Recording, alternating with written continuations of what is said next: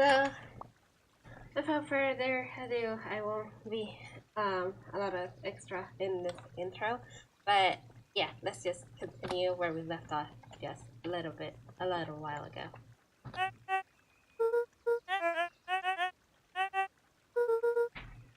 Mhm.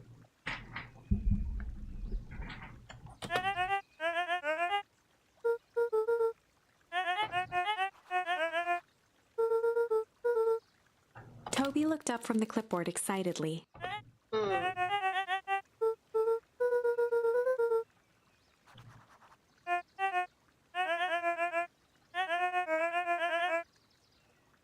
No. Wait.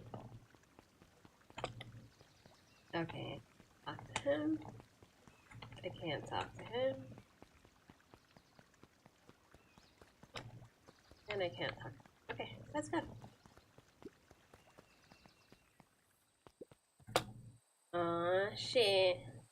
I'm on my way, Fasha. Okay. Oh, I've done everything. Oh, oops.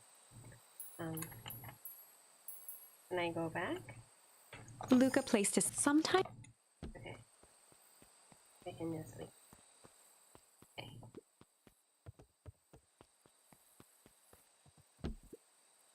Oh. He aired a long holler into the woods.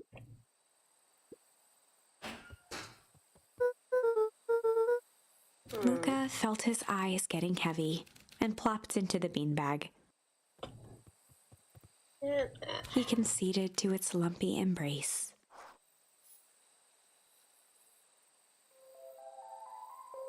Once again, Luca found himself in a vast black expanse. Way to start the stream with one of these their dreams.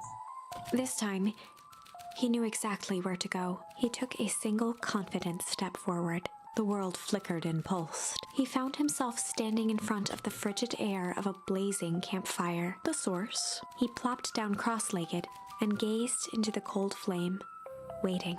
Soon enough, the fire began to die out, popping sporadically, until all that was left was a single ember.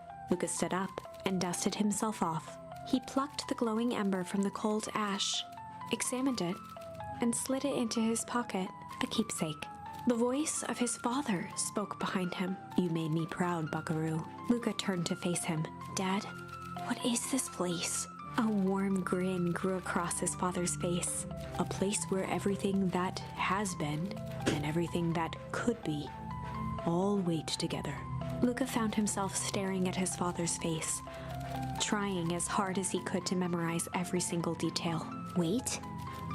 For what?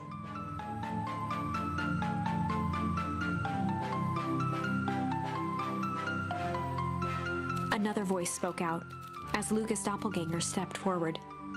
"That's up to you." Without knowing why, Luca began to weep. Is any of this real? Are you real?" Luca's father bent down to smudge away a tear. "Of course. I'm as real as the part of you that misses me." Luca turned to look at the older version of himself. "And you?"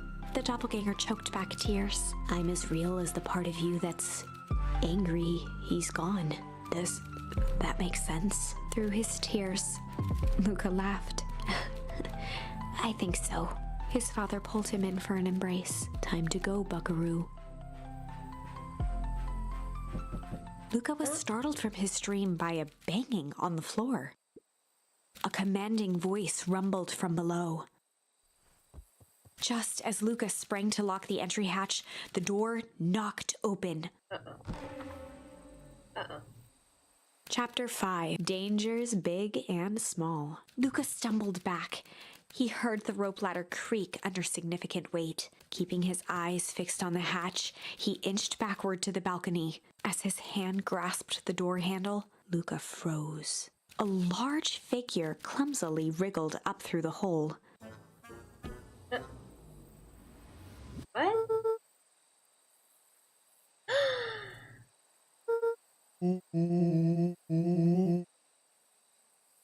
You're older.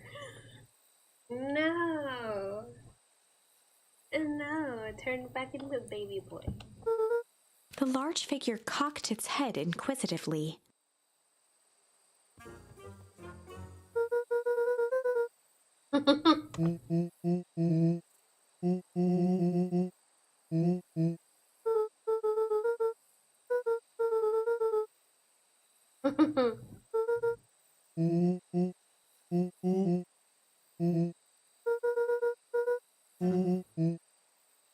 Luca's jaw dropped. He peered more closely at the man standing in front of him. Something about him was undeniably Rollo, only bigger, older, changed.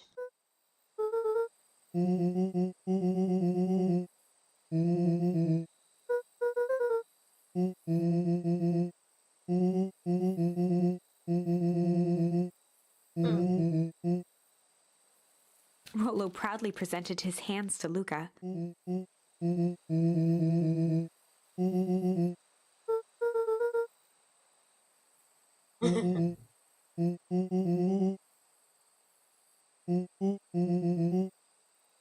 Luca moved to the side and pointed Rollo to his reflection in the balcony window.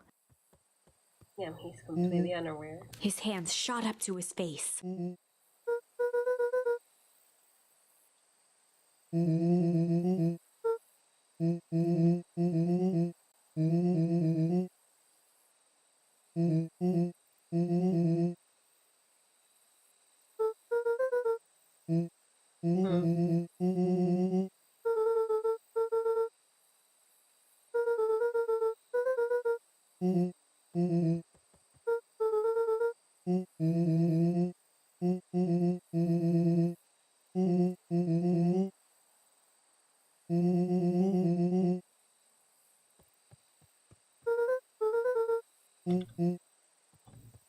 Rollo shadowboxed a few jabs.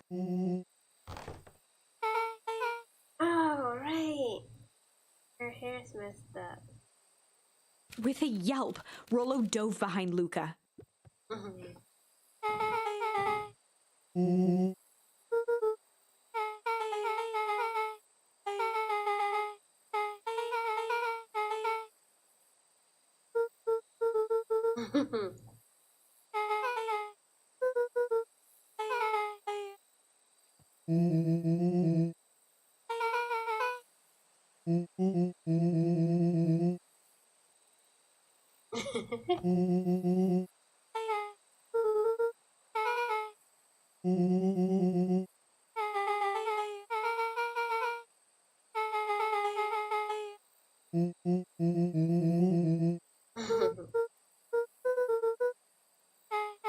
She shot a nervous glance at Rollo.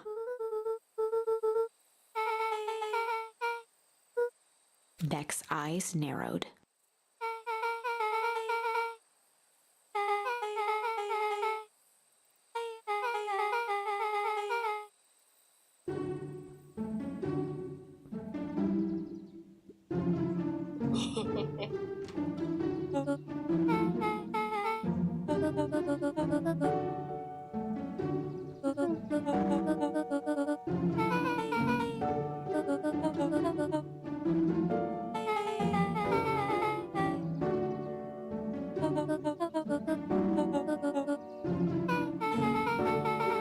Ilona tried to put on a smile.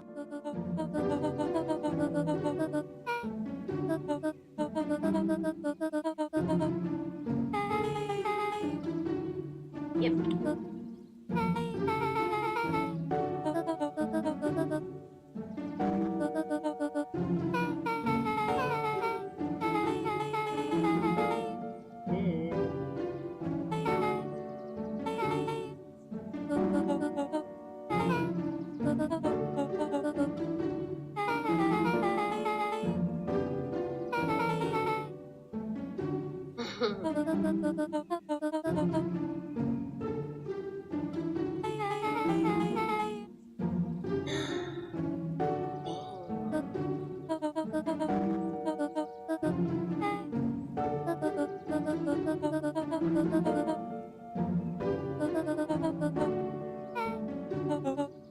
She sighed, and after a moment, looked down at Beck sympathetically.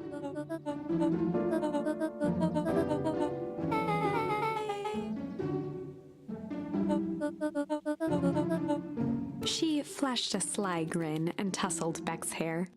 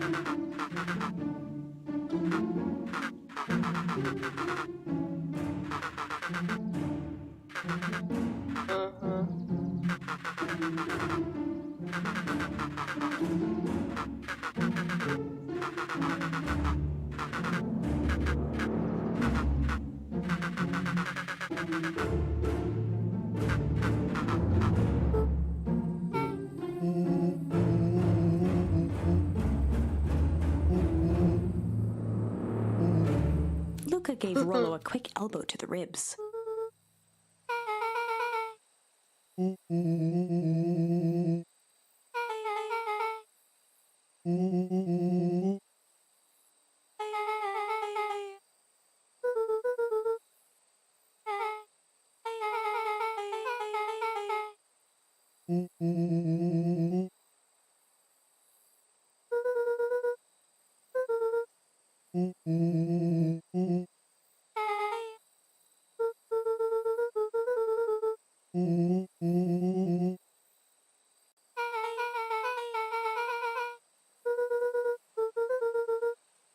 Beck flicked a large sheet of paper out of her pocket and slammed it on the floor.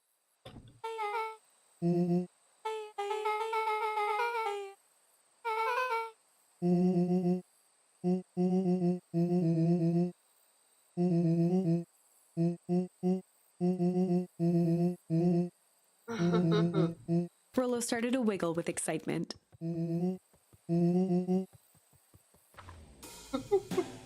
Chapter 6, The Heist. They spent the night's end huddled around that small map, formulating a plan to infiltrate the headquarters of Perennial Harvest. It would be no small feat.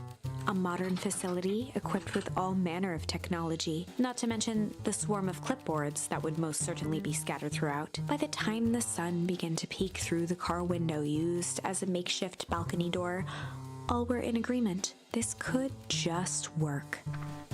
The final day before the festival would be used to prepare. They'd need to pool every resource at their disposal, pull every favor with a thread, even enlist some unsavory characters around town with important tasks only they were suited for. Let's go. Luckily, there was enough ill will and mistrust toward Perennial Harvest that alliances could be found at a bargain. Luca, Beck, and Rollo rubbed their eyes as they exited the treehouse. They hadn't slept at all that night. There was no time. The festival was to begin in one day, and they each had their assignments.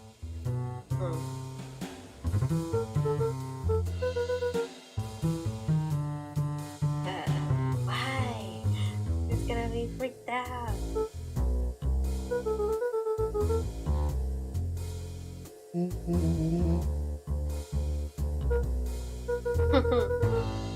He waved vaguely at Rollo's sizable figure.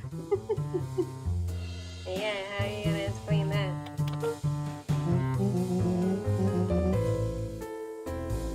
She'll notice. Beck snorted an involuntary giggle.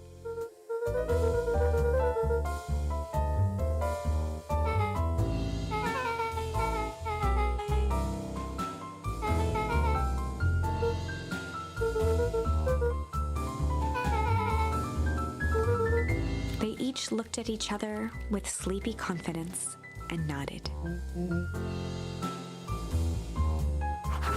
Okay. Yeah, let's go.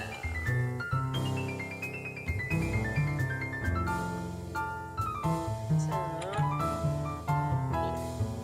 me. Still don't have anything. Okay, let's go.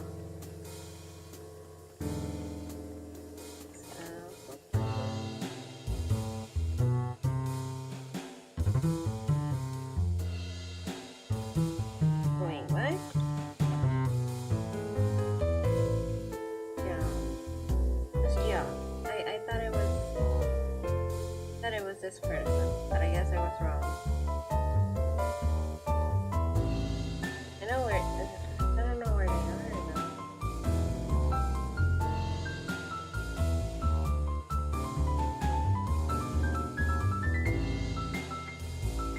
No.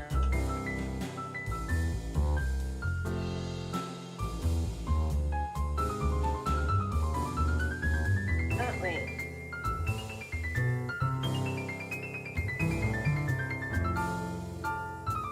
No? Alright.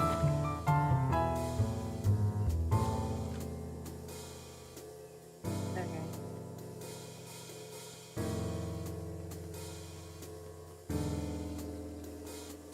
Let's go. Oh. Oh, right. He's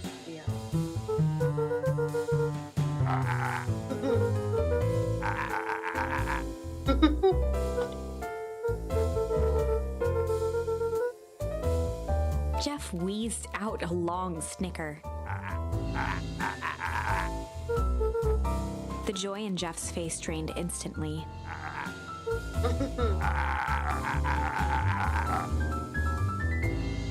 True. Looking into the sullen eyes of his would-be accomplice, Luca blurted out the first word that came to mind. I'm guessing. I don't know how. Okay, so I can't make changes. Fuck.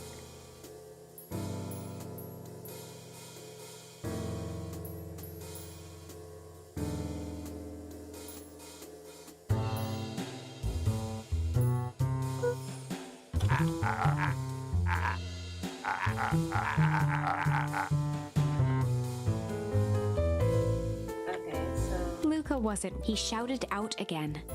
Okay, okay.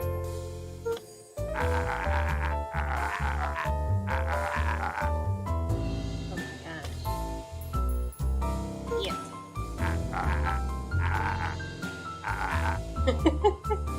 Ain't that for shit. Okay.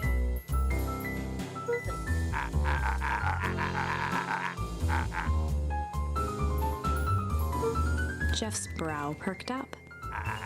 Wow, really? What's the first? Okay. Sensing some traction, Luca carried on with vigor.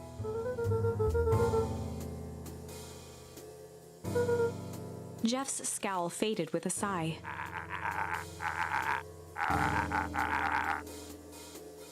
One good stomp of the foot was all Jeff needed to drive his point home.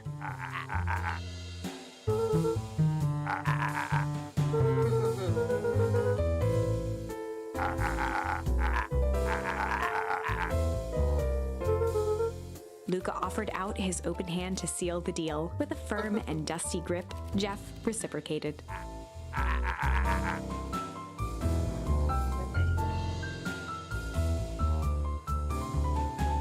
So where's Iggy and Mitch? Ah, there, yeah.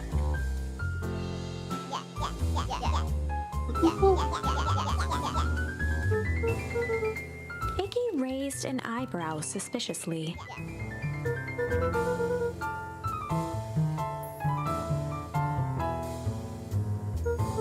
Iggy gave a reluctant shrug.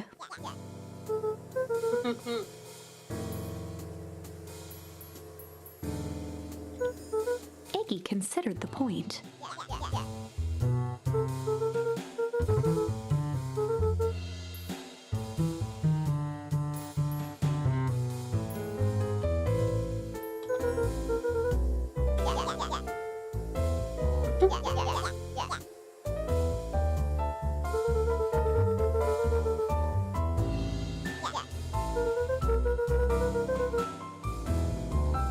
A wild-eyed grin spread across Iggy's face.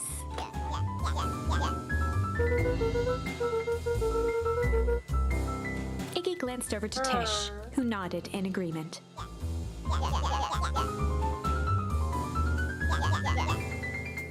With a quick nod, Luca was off. Okay, good. That was easy. Iggy gazed up at Tish with a smile. A single tear ran down Tish's cheek. Aww.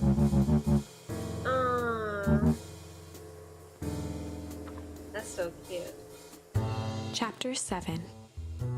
Into the Hive. A good heist requires preparation, and thorough preparation takes time, something they had precious little of. So far, everything was in order. Jeff, Iggy, and Tish all agreed to do their part. Beck radioed Luca that night with a simple and covert message. "We are locked and loaded on my end." Okay. And Rollo, after a lengthy confession, managed to persuade Roxy and Fitz to help. He stowed away in mission control for the night to avoid attracting attention. Rollo, being uniquely suited for the role, would be the first to breach Perennial Harvest. The outfit provided by Jeff wasn't perfect, but a convincing disguise is 10% wardrobe, 90% confidence. Rollo took a few vigorous breaths and shook out his arms.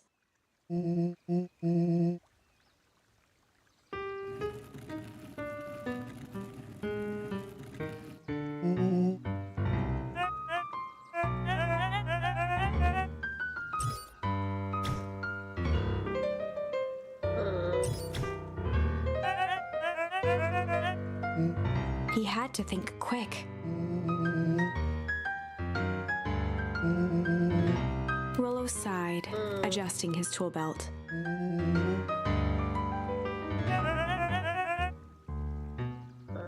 Shit. Really broken. With a stroke of his mustache, Rollo proceeded into the Perennial Harvest headquarters.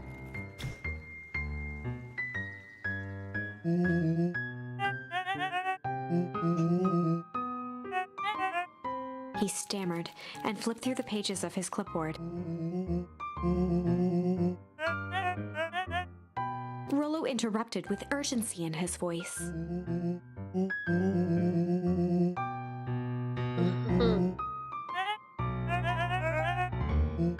Rollo panicked.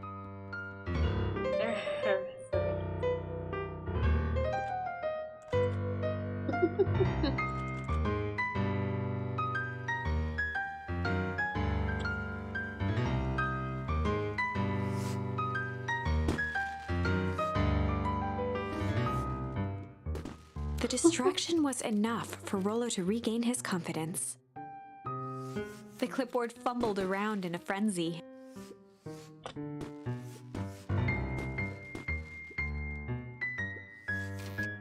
Okay, there we go.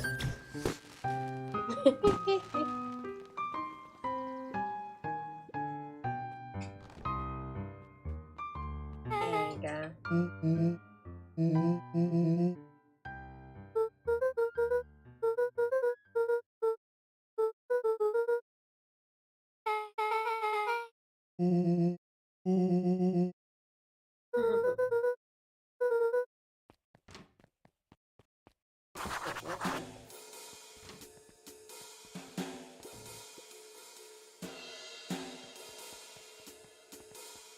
Let's see.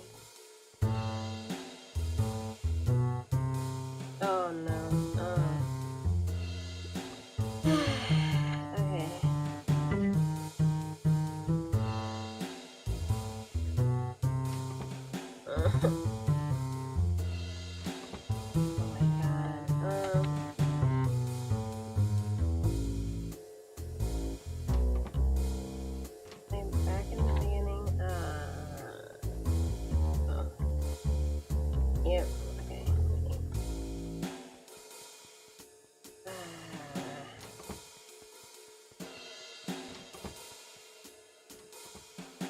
Oh. Solomon stopped in his tracks. A veneer of confusion flashed across Solomon's face. His words rushed out dramatically.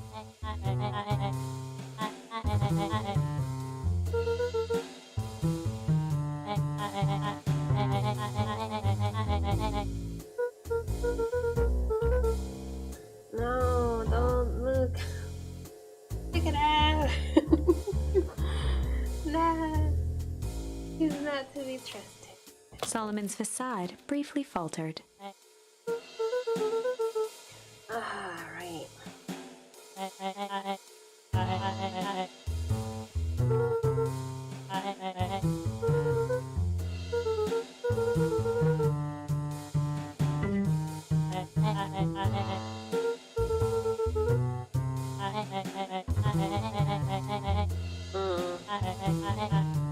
Luca happened to notice a plaque above the door.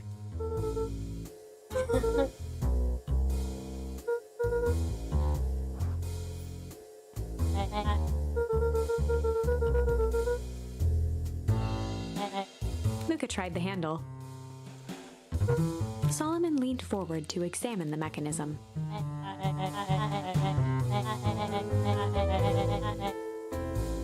Luca smiled and looked at his watch.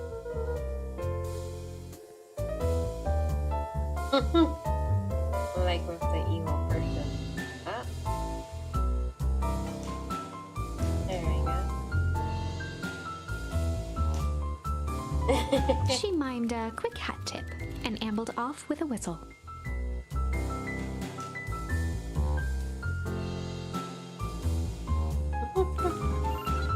The light on the keypad changed from red to green.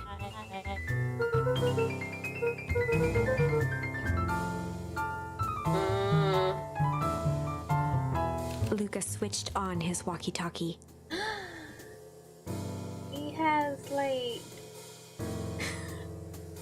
he has a picture of his kids and the mayor's being stabbed. Like I don't know what they're called, but that's me. That's rude.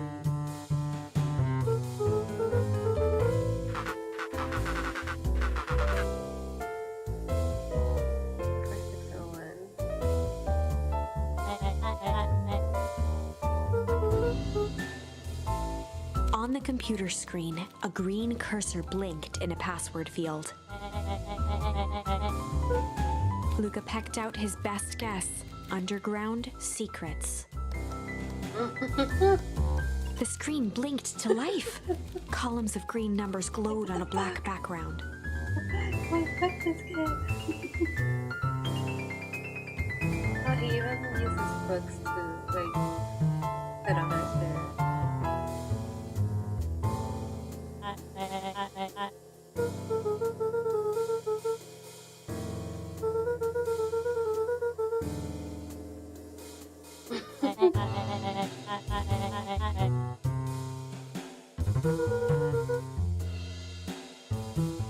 Solomon's jaw clenched into a half smile.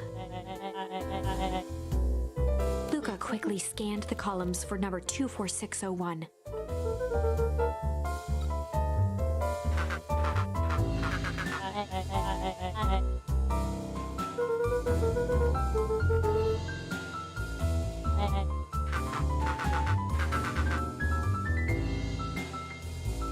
Once again, Luca scrutinized the numbers on the screen.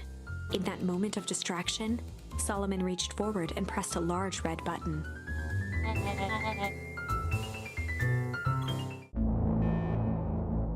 What a dick.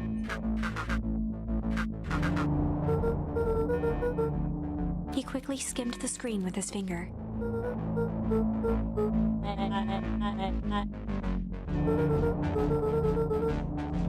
No, he's not. Oh god. Oh my god.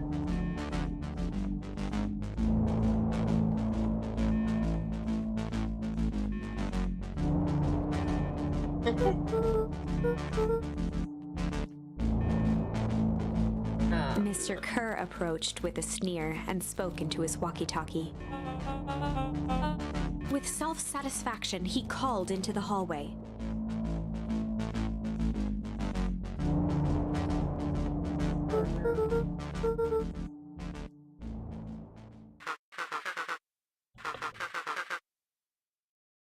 Oh. Oh. Ellie.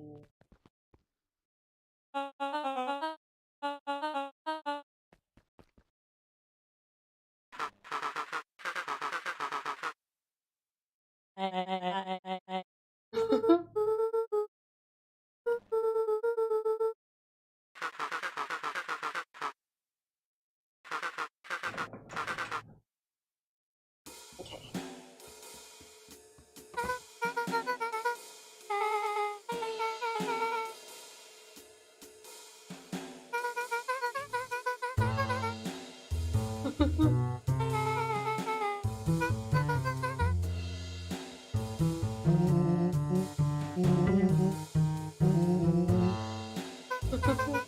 Nellie leaned over to examine his teeth.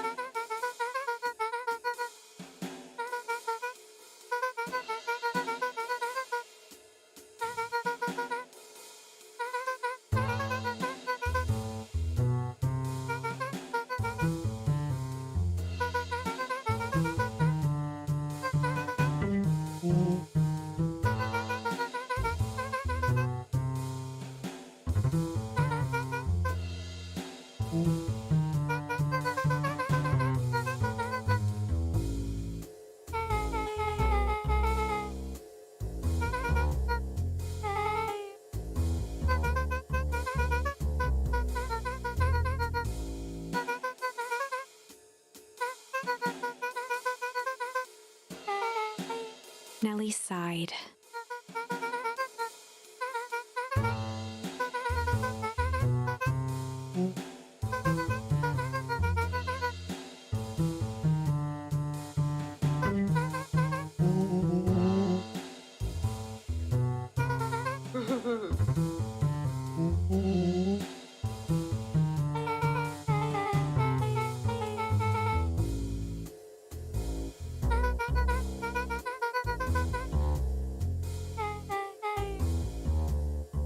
Shit. Shit.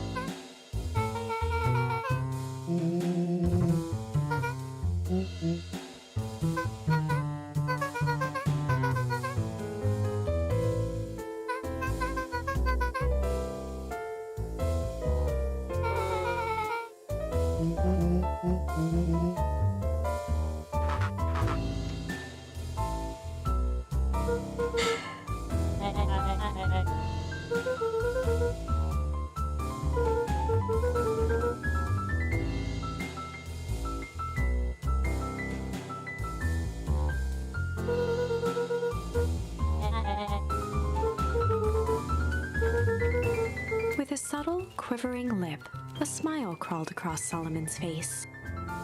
I hate you.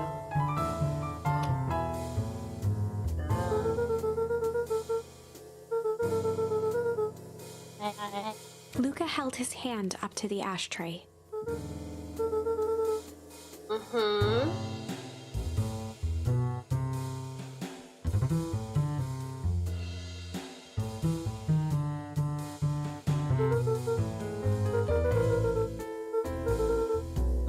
Solomon muttered inaudibly.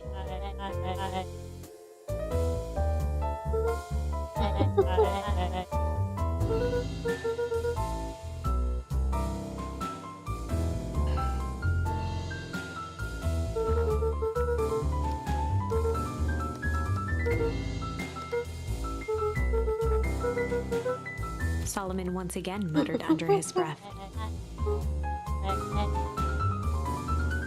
Luca tugged on each of the cabinets. I'm gonna kill this kid.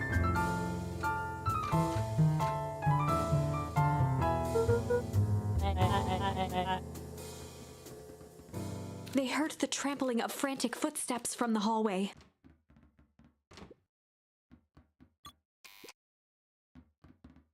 Mm.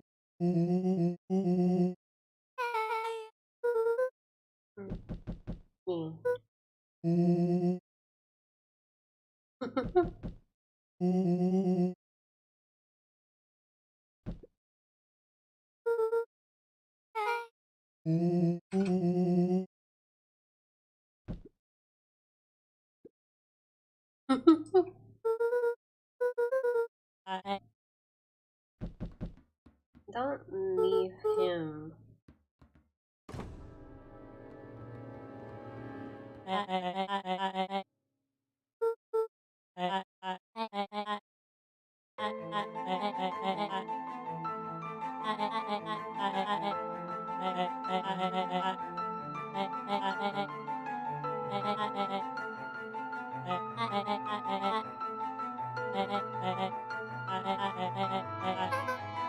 Her eyes searched the floor in thought. Solomon watched eagerly, waiting for the flicker of epiphany. With a sickened look, she peered into his soul.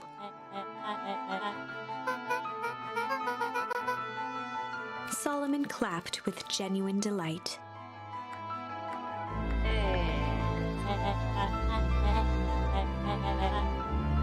Solomon glanced down, examining his youthful form.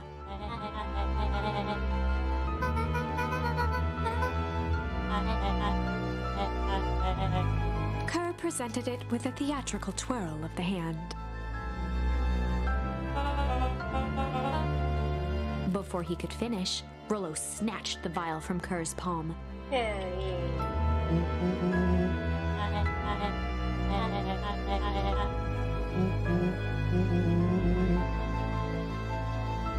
Rollo casually tossed the vial to Luca. Luca jiggled the vial mockingly.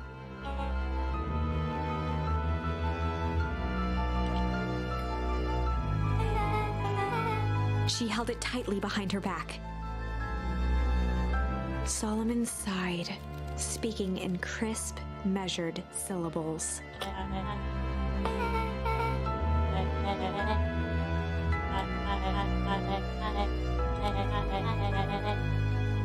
He pursed his lips with feigned sincerity.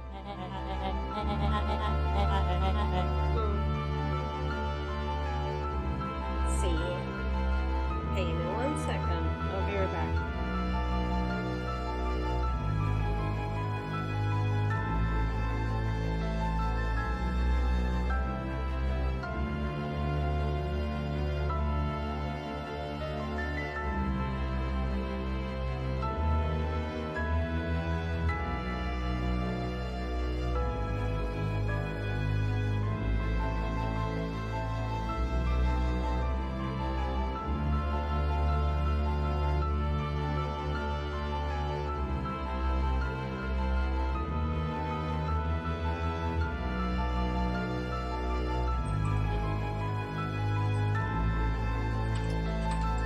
A deep uncertainty washed over Beck. Okay.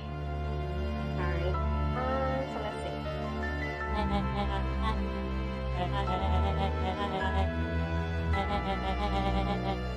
see. She looked to Nellie shakily. With a dispirited nod, Nellie sighed in defeat. Beck slowly approached Solomon.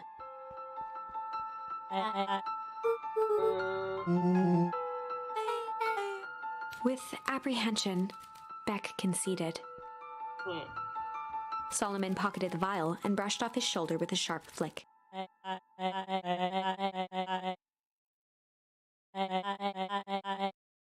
The blood drained from Kerr's face.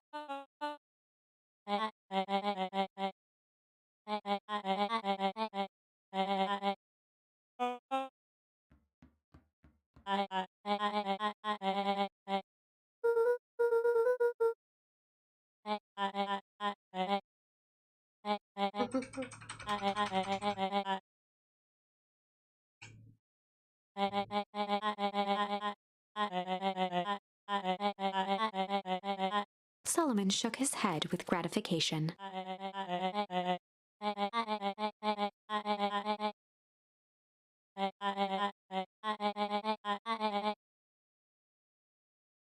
A muffled applause resonated faintly through the walls.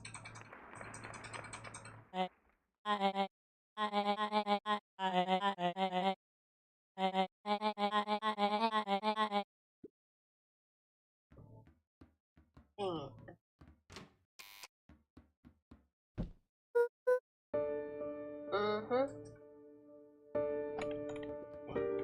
Nellie was staring at the floor, deep in thought.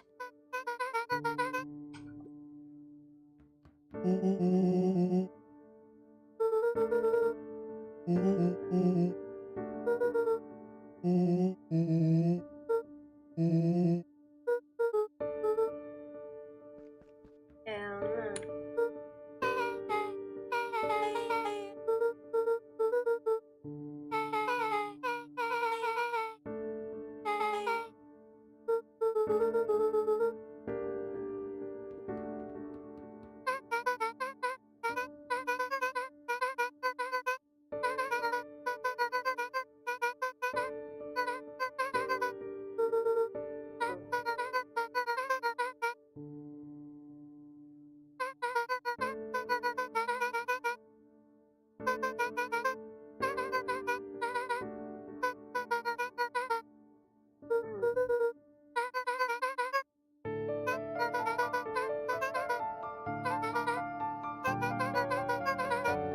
The color dropped from Luca's face.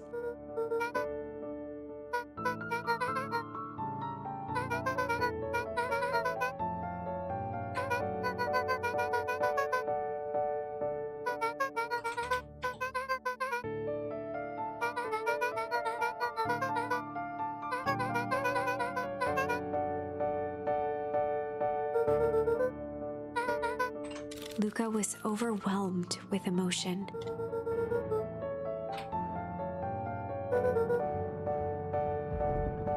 A sudden explosion sounded from the hull.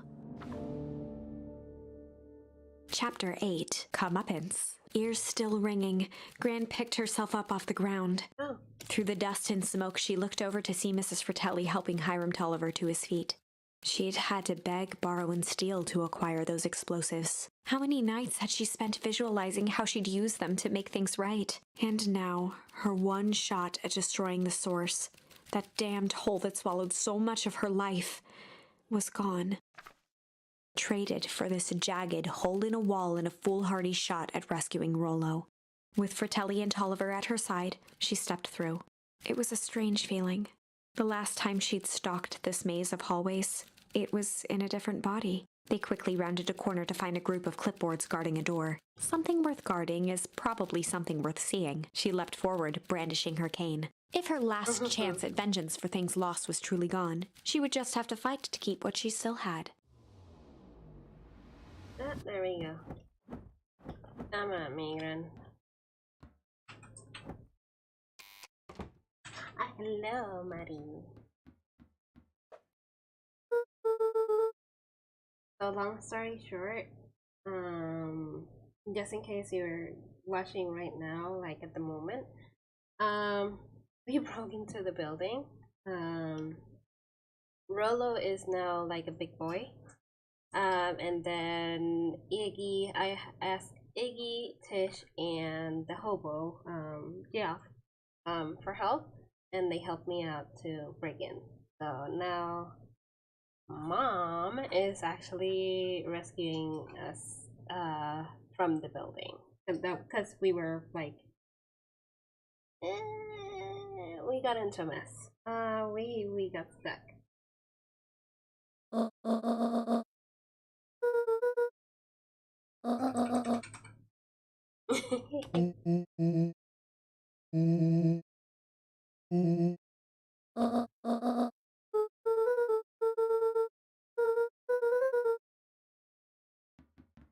They made their way out from deep within Perennial Harvest, just as Solomon finished up his speech. Solomon pulled a glass vial from his pocket. In one smooth motion, he downed its contents. No. A triumphant smile grew across Solomon's lips. Oh? With a mischievous look, Beck elbowed Luca. Remember when I had the vial behind my back?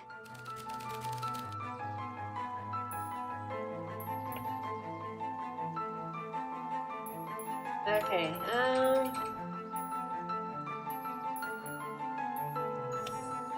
might have tweaked his wonder potion with a little change. shoot.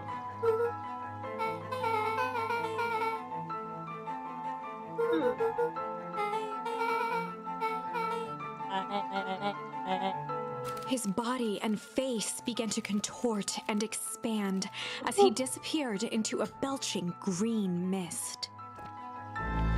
Okay, let's see what happens.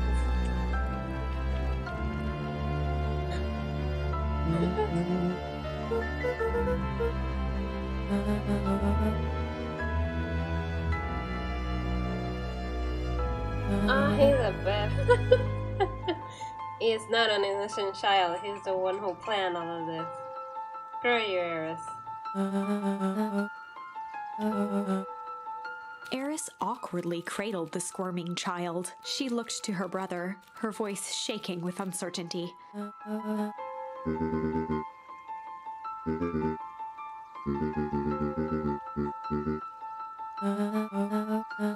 She looked back down at the infant with equal parts kindness and terror in her eyes. With a shake of her head, Eris addressed the crowd with a stern scowl.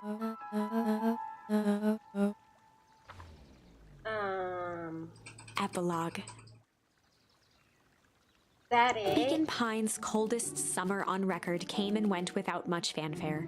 Folks shared what they had and none were left wanting. The new school year was ushered in by the falling leaves of autumn. After everything Luca, Rollo, and Beck had been through, middle school was bearable. The chill of winter didn't seem to bother people much. They kindled a hope for a better future in their hearts. When spring arrived, farmers planted their crops with a sense of joy and optimism.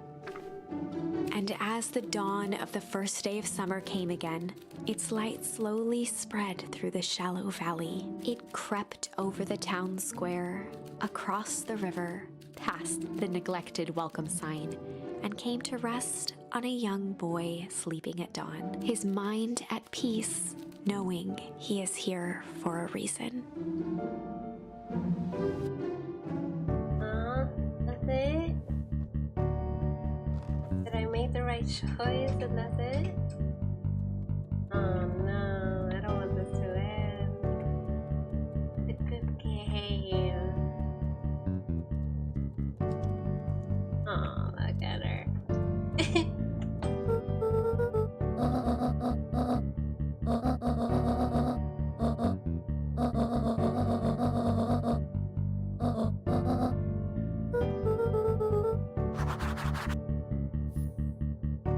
I'm leaving. Okay, bye.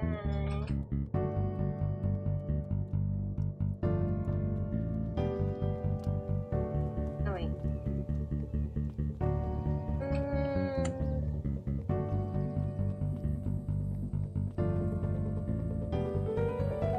Oh, okay, cool. I mean, I guess. Makes sense.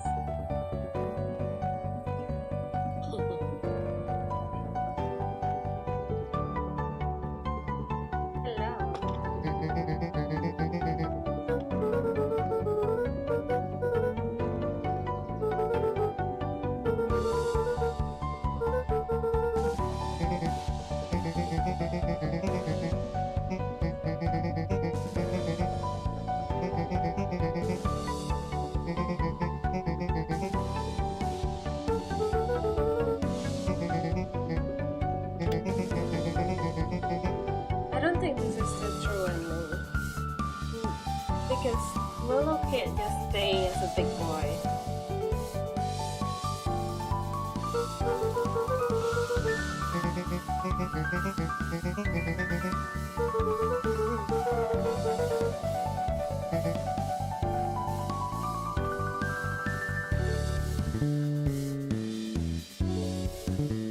The road leading to be a sort of natural.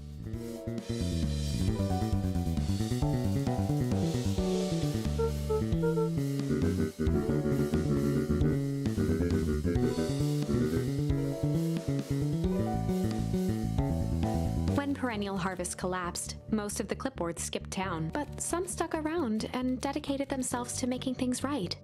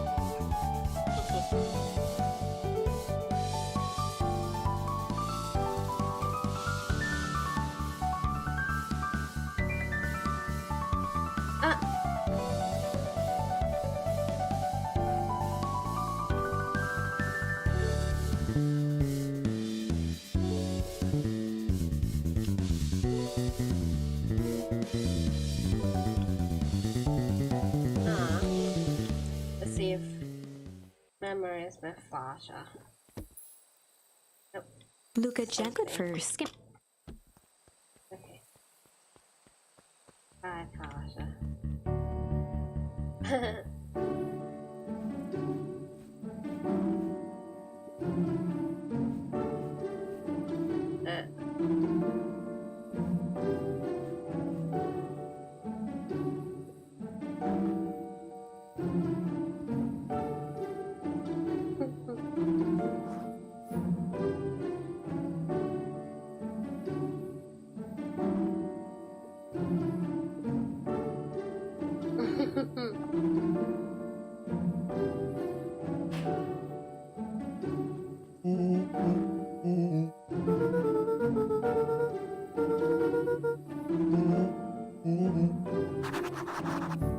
Okay. I guess this really is a true ending, but it's weird.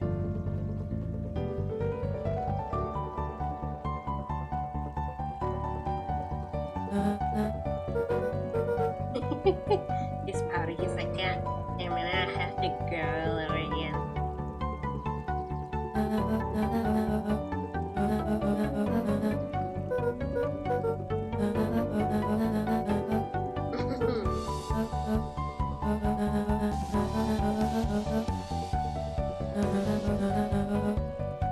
Oh, okay.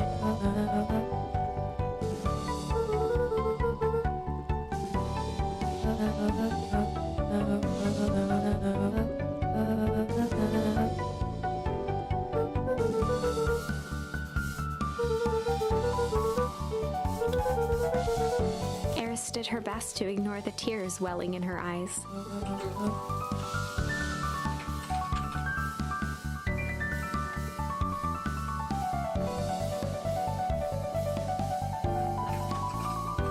Closing her eyes, Miss Hatch took a deep, relaxing breath.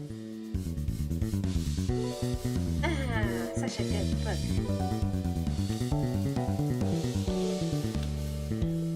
Yeah.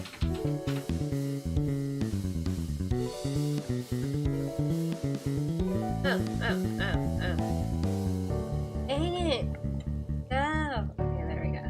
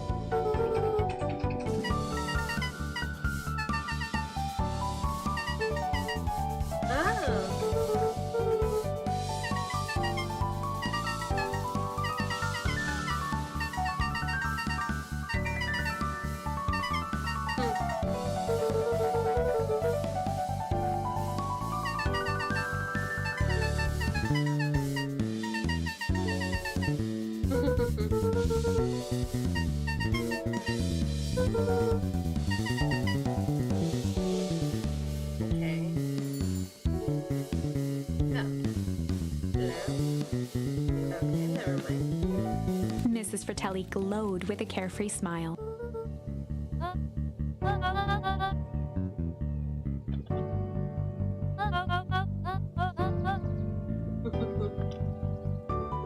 Mrs. Fratelli sighed with a zen-like calm.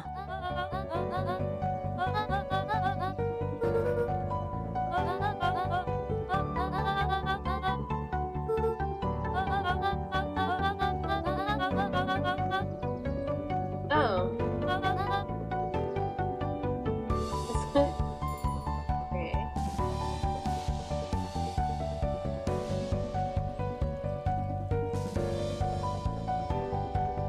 Look at the Georgie.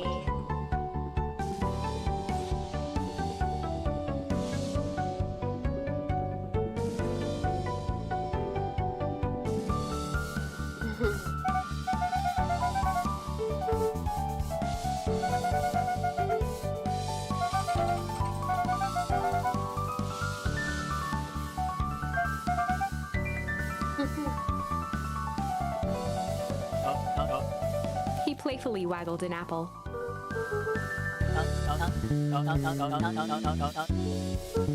Oh gosh.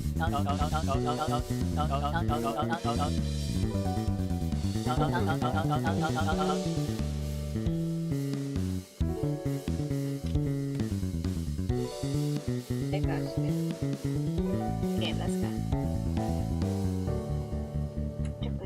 Triple.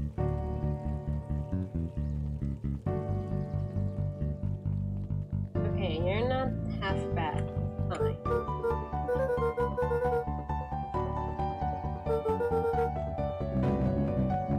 Mr. Nuncreed shook his head.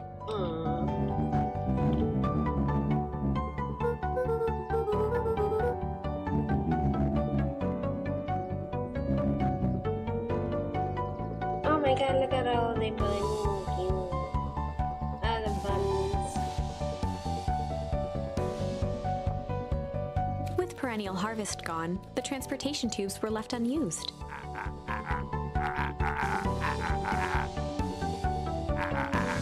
Well, maybe not completely unused.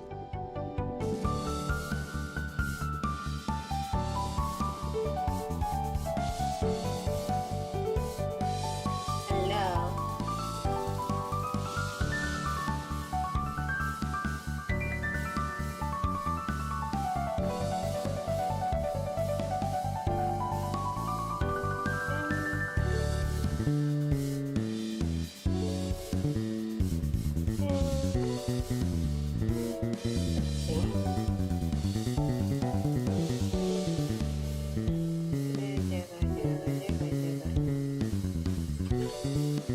There's Becky.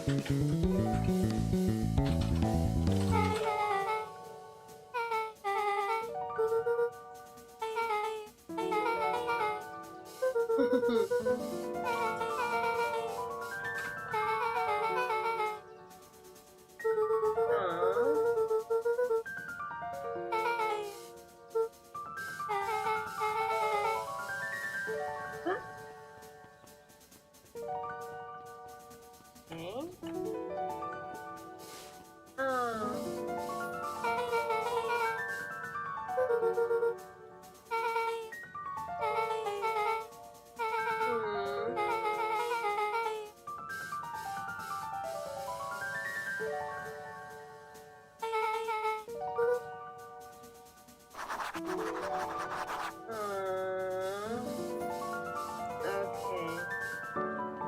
That's really cute. Let's put the three where Fasha is. Hello.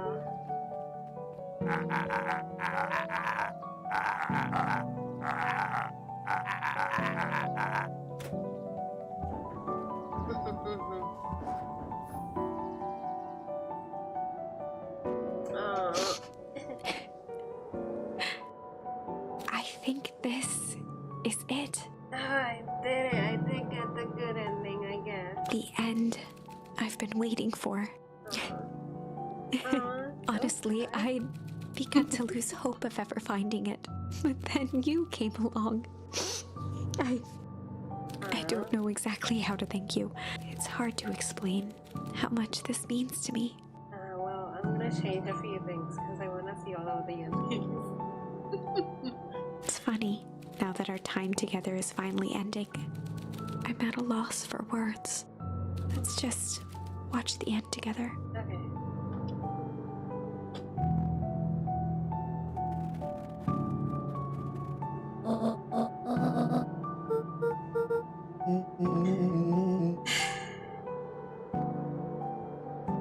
My worry is she's gonna die soon. She's already old.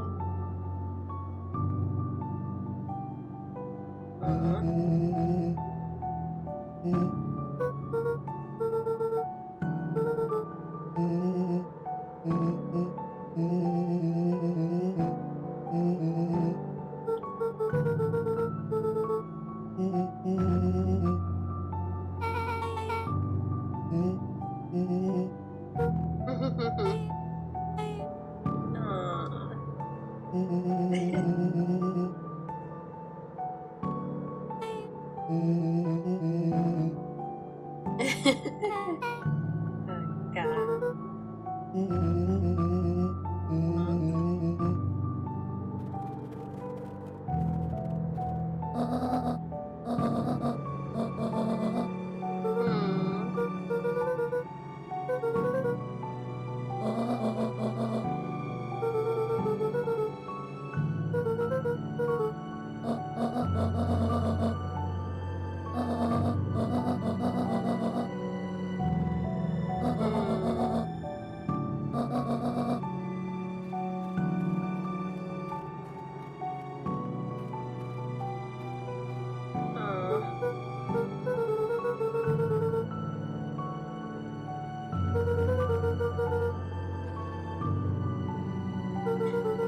He's way too comfortable in snow.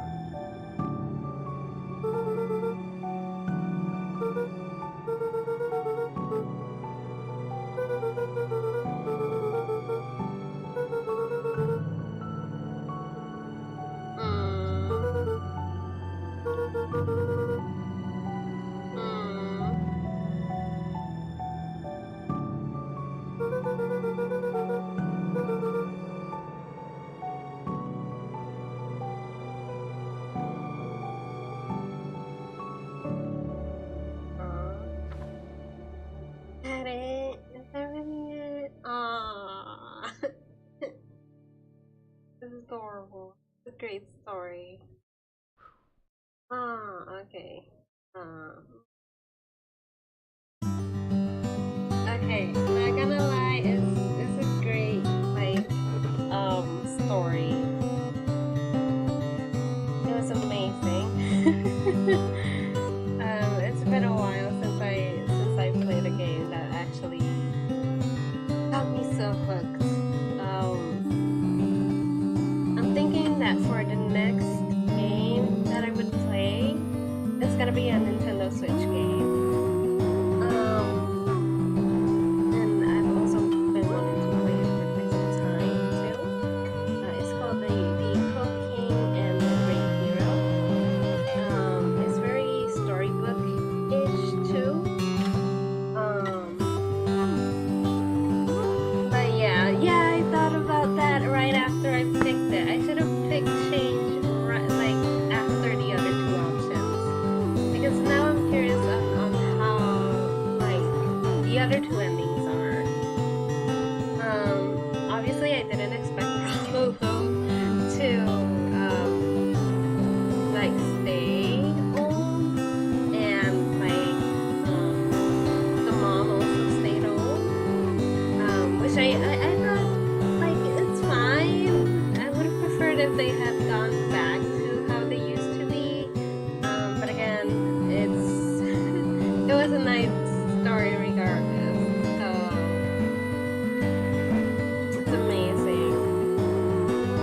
Look at all those backers. Oh my god. Oh, we're still in A.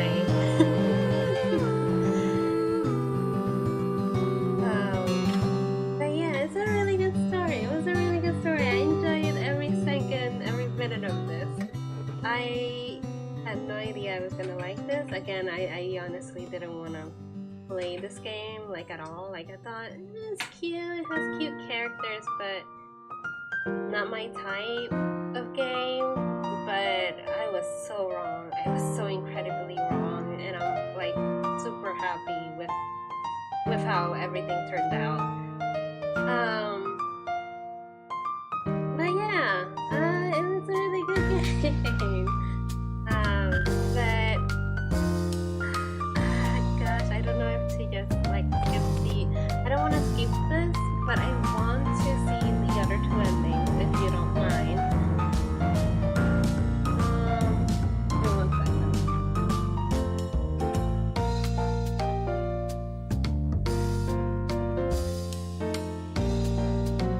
Like I'm just hoping it gives me like a continue thing, because if it doesn't, well, I'm screwed. We'll be playing from start to finish.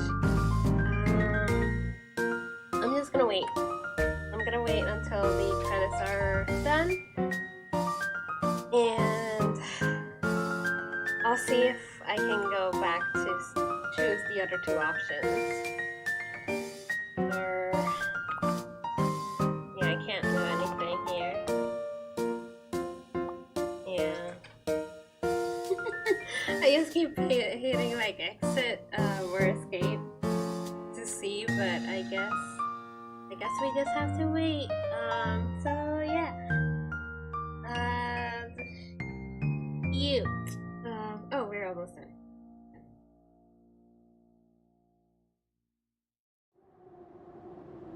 Oh, this continues. Okay. Oh.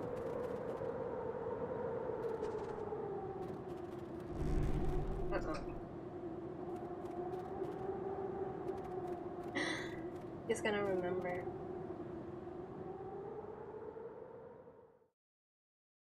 Oh shit! So there's another game, and I guess, right? That's the only reason. I don't know. Okay. Okay, good. I don't have to like. Okay. So let's see the other two endings.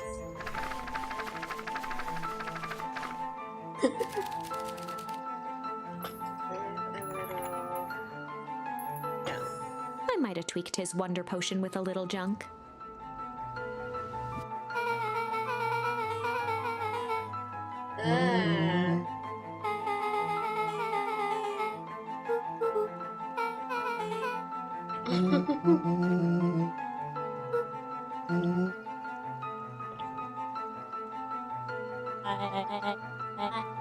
His body and face began to contort and Yeah. I know. What happens?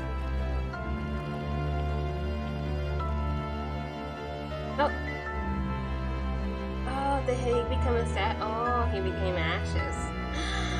We killed them. Everybody's well, like, yep. As the last of what was once Sharper Valentine wafted into the air, the crowd began to disperse, still numb from what they had just observed. Sharper Valentine was gone for good. His end would be a new beginning for Beacon Pines, a new chance to let go of the things they had lost and grab hold of a new future. The end. Okay. Well, I'd be lying if I said that wasn't a bit gratifying. Yeah. If that feels to you like a good note to end on, I won't stand in your way. Oh. Okay, let's go to the last thing. Nicholas. I might have tweaked his wonder potion with a little malice.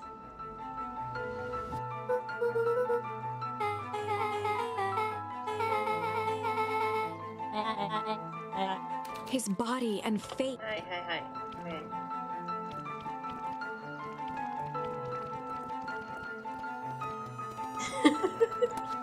And he exploded.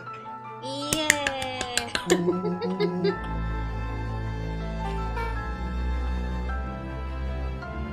The crowd gazed in stunned silence at the now empty stage. The quiet was broken when William Kerr sprinted off stage and into the distance. He was never seen around Beacon Pines, or anywhere else for that matter, again.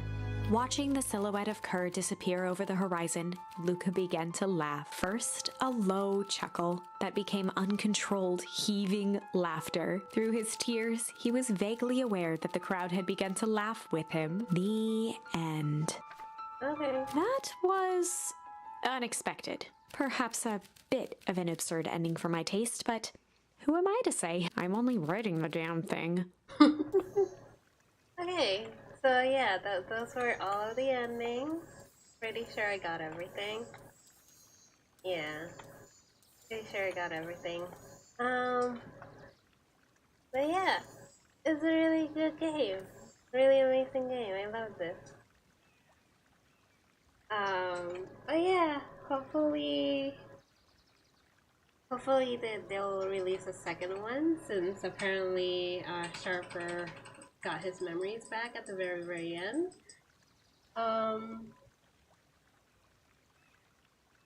Yeah. So yeah, let's see what happens. Hopefully there will be a second game. I don't know how it would work because it will be 10 years after this story. So the kids will be older. Rolo would probably look like an adult at this point. But yeah, it was a really good game. I am happy I played this game and had just a great time overall. So yeah. In any case, I will stop streaming for today. I might be back for tomorrow. Depends. But I'm hoping that my next game will be The Cruel King and the Great Hero from the Nintendo Switch. Or in any case, I will go ahead and start looking for other indie games that I can go ahead and play, as they are my preferred type of game. For the time being, my other plan is for next month, Pokemon. So I'm gonna be playing Pokemon and Harvestella, hopefully. But yeah, I'll see you guys later. Hopefully you guys enjoyed this game as much as I did. 10 out of 10. But yeah, I'll see you guys in the next one. So bye bye.